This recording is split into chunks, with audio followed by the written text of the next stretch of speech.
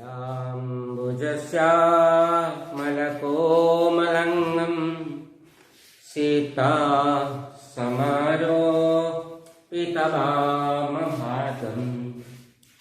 पाणौ Mahsa यकचारुचापं Namami रामं रघुवंशनाथम्। छात्राः सुमध्याह्नं सर्वेषां कृते अद्य रघुवंशस्य महाकाव्ये छात्राणां हार्दं सुस्वागतम्। छात्राः भवन्तः इतः पूर्वं रघुवंश महाकाव्यस्य प्रथमसर्गात् भवन्तः तृतीय श्लोकं यावत् पठितवन्तः। तस्मिन् तृतीय श्लोके श्लोकत्रये कविना महाकविना कालिदासेन यत् उक्तम् अहम् एतत् वंशविषये वर्णयितुं कामः, परन्तु मम बुद्धिः स्वल्पा वर्तते। क्व सूर्य प्रभावः वंशः, क्वश्च अल्पविषयः मतिः। स कथयति क्व च सूर्य प्रभावः वंशः, क्व च अल्पविषयः मतिः। अर्थात् मम मति यादृशी सूर्यवंशस्य वर्णने भवेत् तादृशी शक्ति, तादृशी ज्ञानं, तादृशी बुद्धि मयि नास्ति इति। तस्य अक्षमतां प्रदर्शनम् अस्माकं कृते एतत् ज्ञानं बोधयति यत् महाकविना कालिदासेन स्व अहंकारं त्यज्यं पुरस्सरम् एतदेव अस्मान् कथयति यत् यत्किमपि भवतु नाम मनुष्यः जानि ज्ञानानि सः संगृहीतानि तानि परिपूर्णानि न, तस्य कृते बहूनि ज्ञानानि आवश्यकम् अस्ति इति वयं जानीमः। आगच्छन्तु छात्राः अद्य चतुर्थ श्लोके महाकविना कालिदासेन अस्माकं कृते रघुवंश वर्णने किं कथयति वयं पठिष्यामः। छात्राः यदि कुत्रचित् सन्देहः वर्तते तर्हि अस्माकं ग्रुप् भवति, ग्रुप् मध्ये तस्य शङ्कां मां प्रेरयतु। अहं तान् शङ्कान् दूरीकर्तुं प्रचेष्टां करिष्यामि। न चेत् तस्य यूट्यूब् मध्ये यत् छायाचित्रं गच्छति तत् छायाचित्रतः अधः गच्छन्तु। अधः भवतां कृते लिखितुं किञ्चित् स्थानमस्ति, तत्र शङ्कां लिखतु। अहं तत्र दूरीं कर्तुं प्रचेष्टां करिष्यामि। आगच्छन्तु छात्राः श्लोक चतुर्थ श्लोके कविना कथयति अथवा कृतवाग्द्वारे वंशेऽस्मिन् पूर्वसुरभिः मणौ वज्र समुत्कीर्णे सूत्रस्यैवास्ति मे गतिः। अत्र अस्मिन् श्लोके कालिदासेन स्वकीय पक्षम् उपस्थापयति। सः बारम्बारं कथयति मम बुद्धिः स्वल्पा। यादृशी सूर्यवंशस्य वर्णने मति इत्यस्य आवश्यकतामस्ति तादृशी मति मयि नास्ति, तथापि अहं कथयितुं पारयामि इति कालिदासेन कथयति। अथवा कृतवाग्द्वारे वाक् एव द्वारः कर्म तस्मिन् वाग्द्वारे रूपककर्मणः वंशेऽस्मिन् सन्धिं कुरुत्वा वंशे युक्त अस्मिन् उल्टे दिगले शब्द अस्मिन् वंशे एहि वंशे अथवा अन्यच्च कथयितुं वयं पारयामः यत् अन्यत् भाषया यदि वक्तुम् इच्छामः तर्हि कृतवाग्द्वारे वंशे अस्मिन् पूर्वसुरभिः पूर्व प्राक्तनः प्राचीनः कविसुराः जे च आसन् जे च कविसुराः पुरा अस्माकं भारतीय आसन् ते अस्मिन् वंशे वाक्द्वारं कृतवन्तः। गुरुजी समीचीनतया न बुध्यते मातृभाषाया बोधयतु। आस पिला देख प्रथम धाड़ी से कौन कहते निजर मत को से निज पक्ष सब्यस्त करुँच भी इच्छा जे मु आज विराट सागर को गोटे भाला माध्यम गोटे तरुतृण द्वारा निर्माण कर गोटे भाला नौकार पूर्व रूप को धरी मु विराट समुद्र को पार होगा इच्छा कर निश्चित हास्यास्पद है। पूर्व उपस्थापना करते उक्त चतुर्थ श्लोक से कौन कर निज पक्ष को स्थापन कर कौन चतुर्थ श्लोक निज पक्ष अच्छे देख कृत वाक्द्वारे वंशे अस्मिन् अस्मिन् वंशे वाक्द्वारं कृते कौन पिला बुझुस ना पूर्व सुरभि आम भारत वर्ष जो पूर्व सुर माने रहिथिले सेही मानक द्वारा पूर्व सुरभि अनुक्ते कर्तरी तृतीया पूर्व सुर मानक द्वारा सुर शब्द अर्थ पिला कवि शब्द नहीं परिबे पूर्व कवि माने पूर्व ज्ञानी माने पूर्वरु महर्षि माने ना गुरुजी किए से माने कालिदास पूर्वरु किए ना महर्षि वाल्मीकि महर्षि व्यास तो ए वाल्मीकि व्यासादि कवि माने पूर्व सुर माने अस्मिन् वंशे अर्थात यही जो वंश मु पढ़ाई बसी रघुवंश यही रघुवंश द्वारम कृतवन्तः अर्थात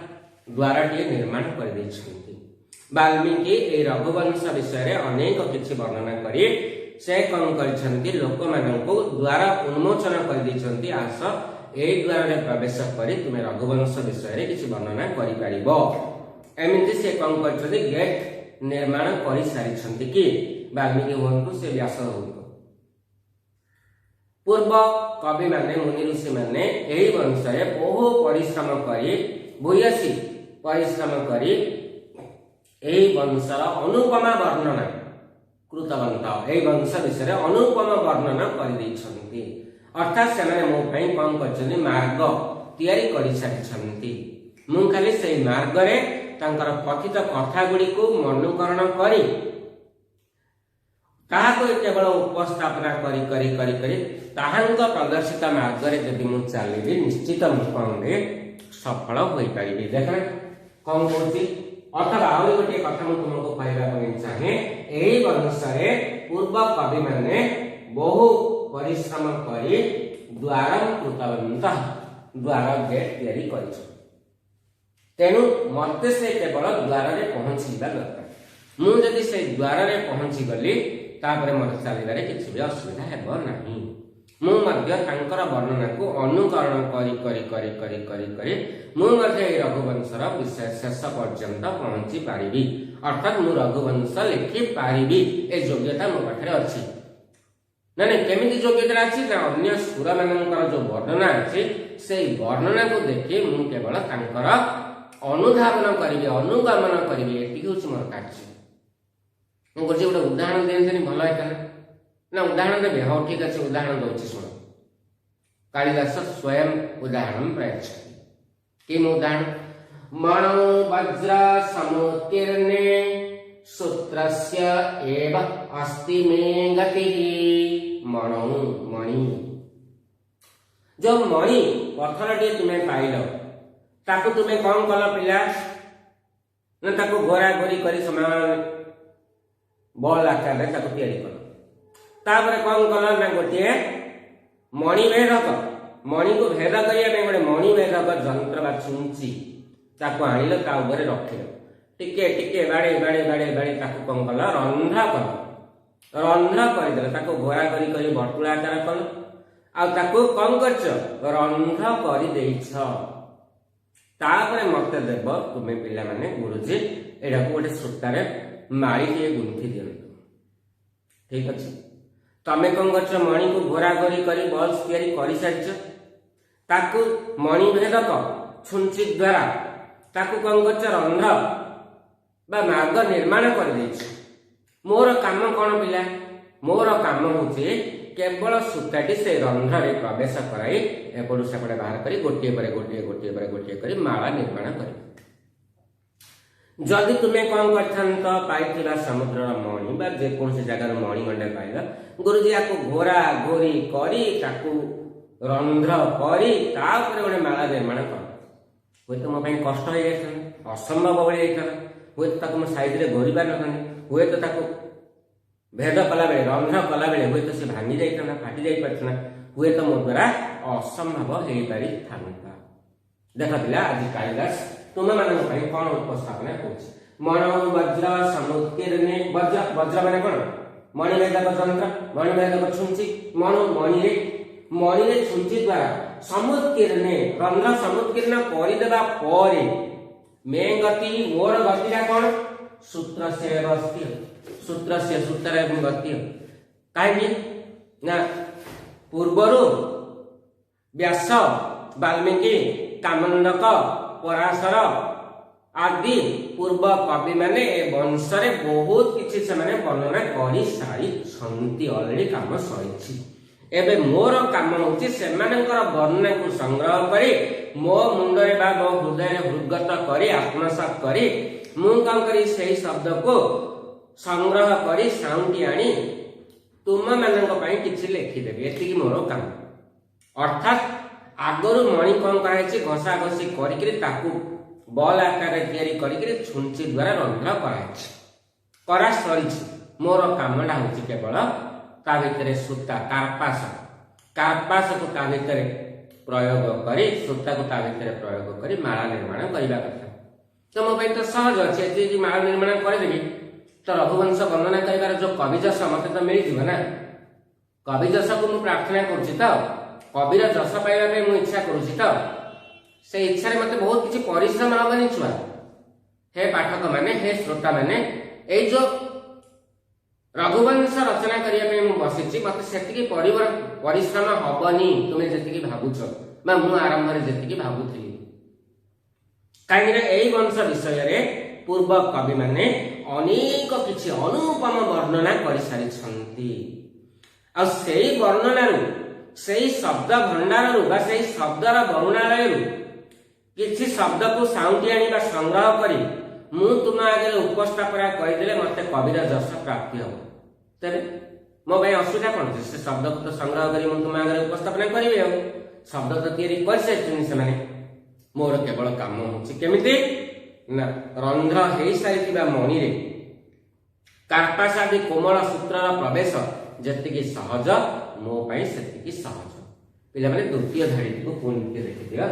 मणौ वज्र मणौ अधिकणे सप्तमी वज्र मणिभेदक यंत्र समुत्कीर्णे गर्त कृते न रंध्रम कृते समुत्कीर्णे सूत्रस्येवास्ति सूत्रस्य एव अस्ति संज्ञा लिखि दोछ पिला तुम माने सूत्रस्य युक्त एव युक्त अस्ति सूत्रस्येवास्ति मे गति ले मम गति वर्णकृति प्रत्यय मे गति मे समुद्र सृष्टि नभरि मिला क्रुजोगे सृष्टि नै जो मे गति मोर अवस्था केवल सूत्र भरी करबा सूत्र को प्रवेश करबा मणि रे रंध्र हो सारी मणि सहज काम मोर। अच्छा बही कथा कहूँ तो बही कथा मुझे तुम मान आनी बही कथा तुम मान देख पिला बही कौन तार मूलभूत कथा से दौर देख श्रवण कर मत तुम प्रश्न भी कर जदि कवे बुद्धि नास्ति स्वल्पा तरी उद्योग से का आवश्यकता आ तीन श्लोक पढ़िया पूर्व तुम मनर प्रश्न एक थाई पाए जदि कविर बुद्धि होती स्वल्प गुरुजी कालिदास बुद्धि जदि स्वल्प थिला ताले एते बड़ आवश्यकता कहीं से वंशर वर्णना करने नौकरी से चेष्टा कर अपचेष्टा पिंपुड़ी कहीं रुखा को चढ़िया चेष्टा कर ज्ञान ना से कहते मोर अल्प बुद्धि एडे बड़ वंश को वर्णना कर संभवपर नुहे सक्षम नुहे ताले कहीं गुरुजी चेष्टा कर अपचेष्टा ना देखना प्रसंगे अस्मिन् एई श्लोक कवि स्वकीय पक्षम उपस्थापयति कालिदास निजर पक्ष को कहीं चेष्टा करुचे निजर पक्ष बा मु पारिबी बा मु समर्थ रघुवंश लेखिबा पई मु जुक्ति संगत निज पक्ष को स्थापन करूछु ना पूर्व सुरभि पूर्व कवि मानक द्वारा वाल्मीकि आदि भी ना पूर्व कवि मान भितर आम वाल्मीकि को प्रमुख नहीं पारे वाल्मीकि आदि भी कवि भी रामायण आदि प्रबंध द्वारा रचित रामायण प्रबंध द्वारा अस्य वंश से अनुपमा वर्णना संपादिता यही रघुवंश विषय अनुपम वर्णना से अनुपम जहाँकि भारतर माने सर्वश्रेष्ठ ग्रंथ हो पारि रम्या रामायणी कथा पुनाति भुवनत्रयम् रामायण कथा वस्तु तुलन अन्य कौन वस्तु कथा ताहा तुल्य नुहे एमती अनुपम वर्णना से प्रबंध रचना मार्ग प्रथमतः तेव बातैहि एव निर्मित प्रबंध को किभଳି रचना कराए आ किभଳି तार निर्माण कराए निर्माण कौशल कौन शब्द केमिति संग्रह कराए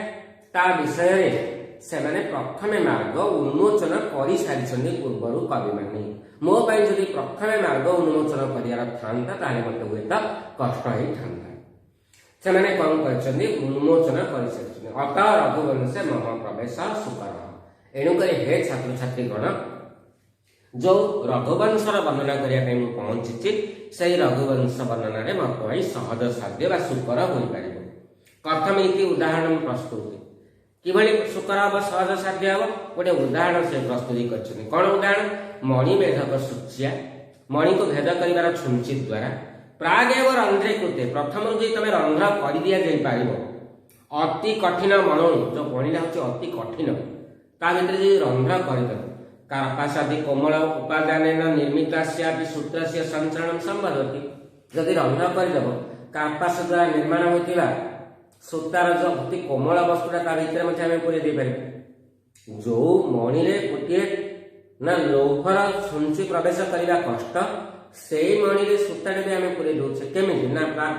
मणिभेदक छुंची द्वारा कम कर अर्थ कर सारी तेरे आम माने सहजरे प्रवेश कर एणुक मोर मध्य अवस्था से तथैव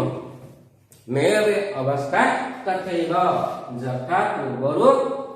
पूर्वसुरहि अस्मिन् वंशे कृत भूरि परिश्रमे वाक्द्वारं कृतवन्तः तस्मिन् कृते द्वारे मम प्रवेशः अतीव सुकरः भविष्यति यथा एकम् उदाहरणं सः प्रस्तुतं कृत्वा अस्मान् कथयति यत् मणौ वज्र समुत्तीर्णे सूत्रस्यैव मागतिः वज्र माध्यमेन मणौ समुत्तीर्णे रन्ध्रे मम गतिः मे गतिः सूत्रस्यैव भवति अति सुकरम् अति सहज साध्यं व्यापारं मम कृते मद कृते इति कालिदासः स्वकीय कथ्यम् उपस्थापनं पुरस्सरं कथयति अहं रघुवंशवर्णने सक्षमः भविष्यामि अस्तु आगच्छन्तु छात्राः एतद्भवति श्लोक चतुर्थ श्लोकं पंचम श्लोकं प्रति आगच्छतु वयं गमिष्यामः पंचम श्लोकं प्रति पंचम श्लोके सः किं कथयति पश्यन्तु इदानीं पंचम श्लोकं श्लोक पंचम सोऽहम् आजन्म शुद्धानाम् आपणोदय कर्मणम् सोऽहम् आजन्म शुद्धानाम् आपणोदय कर्मणम् आसमुद्र क्षितिशानाम् आनाकरथवर्त्मनम् आसमुद्र क्षितिशानाम् आनाकरथवर्त्मनम् पश्यन्तु छात्राः स्वहम् सः युक्तः स्वहम् एति संधि करते स्वहम् संधि करते सः युक्त अहम् सहजुक्त आउ संधि मिसे होता नियम आजन्म शुद्धारम आउ प्लस देखिए आजन्म शुद्धारम शुद्धानम आजन्म शुद्धारम आउ संधि मिसे हो आपणोदय आउ संधि मिसा आपणोदय आपळ एदि कर दियो संधि आपळ युक्त उदय कर्मण उदय आपणोदय कर्मण छाड़ कर्मण तले संधि कइसला परे बिला संधि कृते अस्मिन् वयम् अस्य प्रथम पंक्त्याः अर्थं करिष्यामः आगच्छन्तु छात्राः सः अहं से होछि से होची मु कालिदास आज वर्णना करिबि अधिक अद्य भवतां कृते उपस्थापयामि अहं तेषां वर्णनं करोमि जेषां जे आजन्म शुद्धा आजन्म शुद्धा शुद्धानाम आजन्म शुद्धानाम आजन्म शुद्धानाम मु से कालिदास से रघुवंशीय राजा मानकर नरपति मानकर वर्णना करिबि जो माने आजन्म शुद्धा भवन्ति आजन्म जन्मनः आरभ्य इत्युक्ते अव्ययभावसमस्य जन्म ठारू आरंभ करी जो माने शुद्ध अटंती सेही मानक विषय मु वर्णना करिया ପାଇଁ बसी आज मु सेही रघुवंश रे प्रवेश करिबि मु कालिदास वर्णना करिबि सेही आजन्म शुद्ध राजा मानक ना सर आजन्म शुद्ध पण आमे कोन आजन्म शुद्ध न से राजा माने कोन आजन्म शुद्ध थिले हां बोले तांकर गोटे किछि संस्कार था आम जानिछु जात समय रे 5 दिन माँ कौन करती एंटुड़ी संस्कार करती सप्तम दिन निषेक संस्कार कराए 21 दिन जन्म जातकर्म संस्कार कराए पंचम वर्ष बयस प्रवर्जा संस्कार कराए प्रवर्जा नामक गोटे संस्कार कराए पिलार पाठ आरंभ हुए जोड़ा कि आम शिशु मंदिर टिके टिके जानू से विद्यारंभ बोली कहुए विद्यारंभ आम मामा बाबा आमको नहीं कौन करती खड़ी छुआती नहीं गणेश पूजा चतुर्थी सरस्वती चतुर्थी ना से कहुए प्रवर्जा संस्कार तापर 9 ରୁ 11 वर्ष मध्य गोटे उपनयन संस्कार एमती अनेक संस्कार पिला रही मनुष्य प्रत्येक संस्कार माध्यम जातकर्म संस्कार माध्यम जो आजन्म पवित्र आजन्म शुद्ध अटंती जो वंशर राजा मैंने से वंशर राजा मान विषय मुझे आज तुम निकट में छात्र मैंने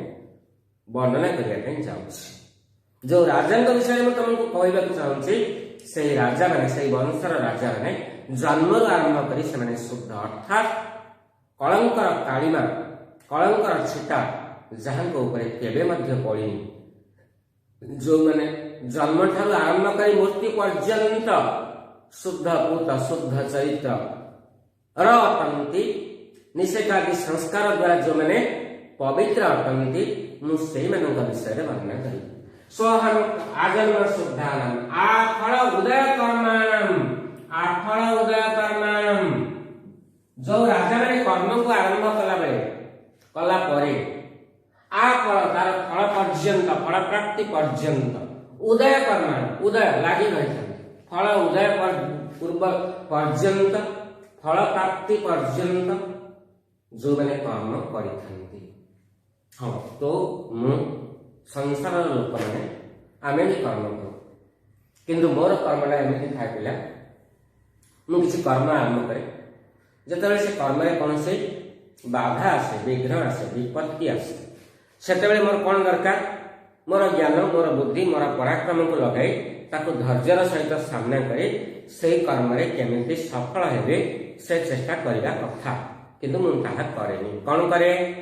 जिते विपत्ति आसे प्रतिबंधक आसे से कर्म मुझे छाड़ी दिए आउ गोटे कर्म करे मुझे पारि पारि ए कर्म कर कर्म कला बेले जिते कौन हम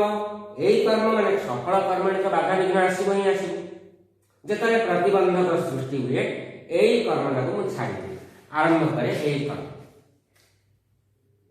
किंतु रघुवंशर राजा मैंने से कर्म आरंभ तो करुले से कर्म फल प्राप्ति पर्यंत से कर्म को छाड़ू नथिले ताको करुले ही करुले जिते पर्यंत से कर्म से फल पाई ना सफल होई ना से कर्म को से त्याग करू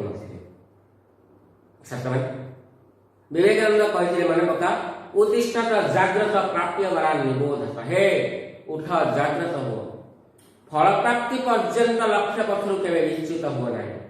तुम्हें जान पिला नवम श्रेणी तुम श्लोक थी आरभ्यते विघ्न भयन खलु न खलु नीचे आरभ्य विघ्न निमित्ता विरमन्ति मध्या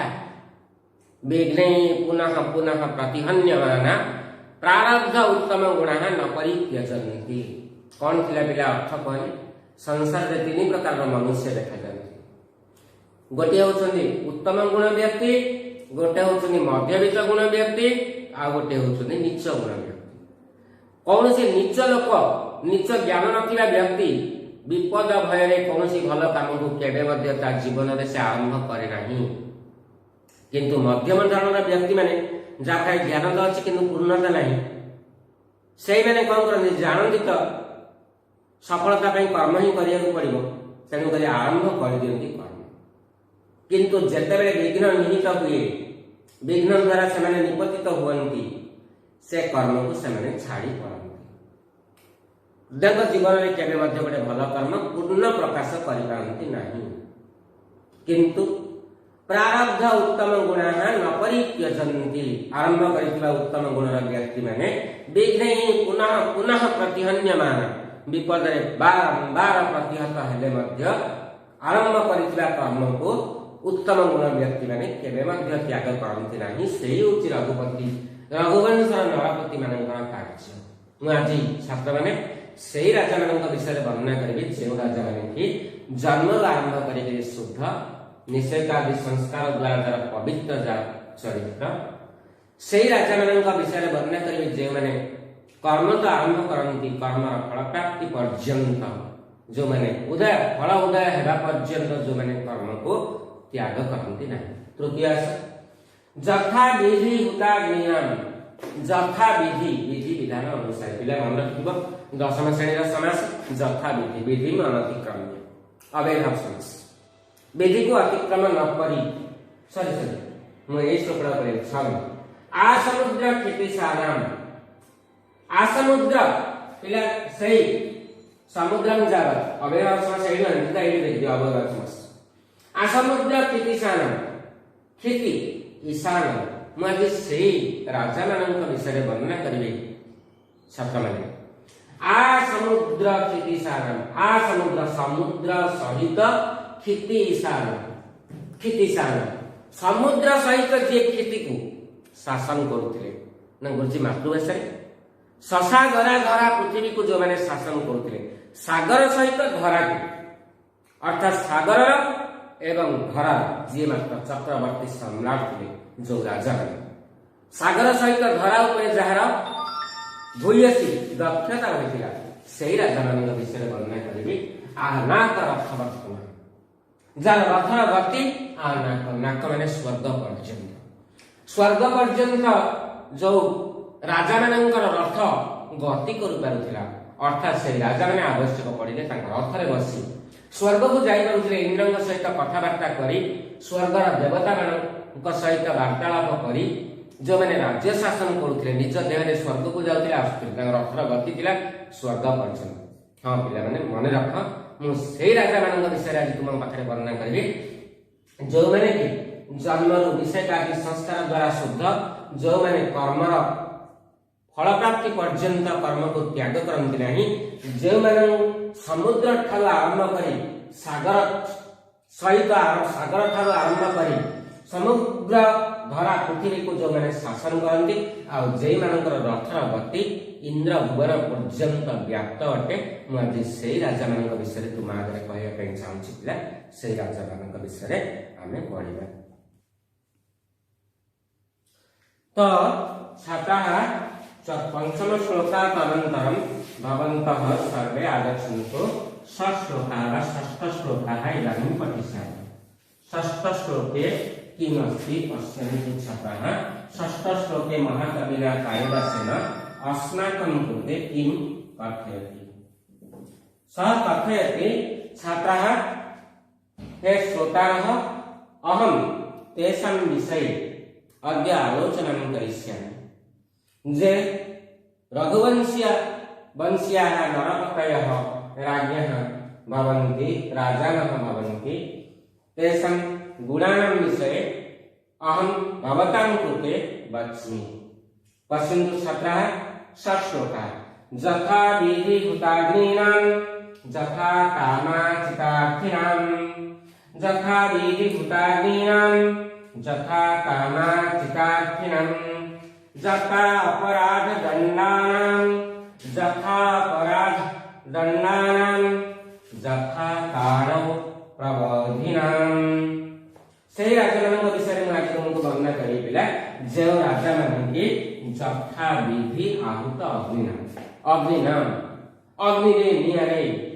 यथा विधि विधि विधान अनुसार नियम अनुसार यथा विधि यथा नियम आहुति प्रदान करुଥିଲେ। जो राजा माने प्रत्येक दिन प्रत्येक सकाल रे प्रत्युषरी अग्नि रे आहुति प्रदान करुଥିଲେ। जो यज्ञ कर्म दिने आमे कौन करू आम घरे संपादन करू कौनसी ना कौनसी गोटे अवसर समय बेले बेले आमर कौन होता है घरे होम होता नचेत बाबा मंदिर रे कौन करती होम करती अग्नि को आवाहन करी घृत दे आहुति दे घर मंगल कामना करने सांग को पृथ्वी विश्व कल्याण हेतु विश्वर मंगल बहुजन हिताय बहुजन सुखाय राज्य प्रधान राज प्रजा राजा प्रजा समस्त मंगल जो यज्ञ कर्म आम बेले बेले करू सही रघुवंशीय राजा माने प्रत्येक दिन नियमित नियमित भाव में विधि विधान अनुसार अग्नि रे कौन करते आहुति प्रदान करुले। मुझे से राजा मान विषय पिला तुम आगे वर्णना करी। द्वितीय कौन कौन यथा काम अर्चितार्थीनां यथा काम अर्चितार्थी कौन से अर्थी किसी पाइबार लक्ष्य नहीं कामनार लक्ष्य नहीं कामनार पूर्णता नहीं जदि राजा द्वारस्थ होता जदि राजा निकट को जाऊला यथा काम अर्ची ना जमी कामना नहीं जाऊला राजा सेमती कामना को संभव कामना को कौन करुले पूरण करुले खाली हाथ नहीं कहीं रघुवंशीय राजा मान द्वारा फेरू ना प्रत्येक अभिलाषी प्रत्येक अर्थी प्रत्येक कामना अभिप्सु व्यक्ति जिते रघुपति रघुवंशीय राजा मान द्वारस्थ होता से कामना को यथा संभव ताकि से कौन करुले पूरण करुले। जो राजा माने कामार्थी मानकर कामना को पूर्ण करुले जो राजा माने नियम अनुसार प्रत्येक दिन यज्ञ निआरे अग्नि रे आहुति देउथिले सेही राजा मान विषय में पिला मु तुम आज वर्णना करी।